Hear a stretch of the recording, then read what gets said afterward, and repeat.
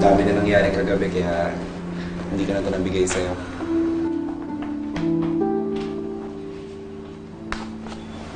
Angela, kahit pangit natapos yung party,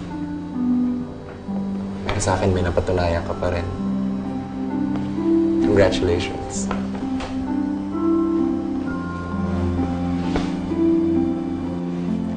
Go, buksan mo. Para sa'yo yan.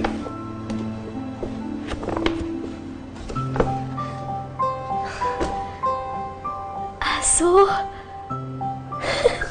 Aso? Naalala ko kasi dati, di ba? Sobrang naging close kay ni Kobe. Kasi baka di pumayag si Dad na bilang kita ng totoong aso, kaya yun na lang muna. Gusto mo ba?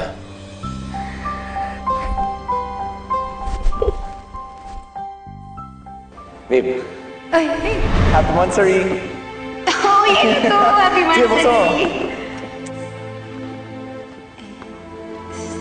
Toy. Hindi mo ba nagustuhan? Ay, hindi naman. Feeling ko kasi parang tanda na ako para dito. Pero okay lang yan. Thank you, ah.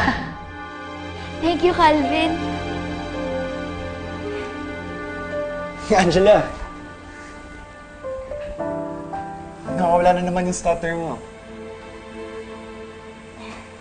Siguro dahil masaya ka? Nakakatawa. Kahit mga simpleng bagay, masaya ka na agad.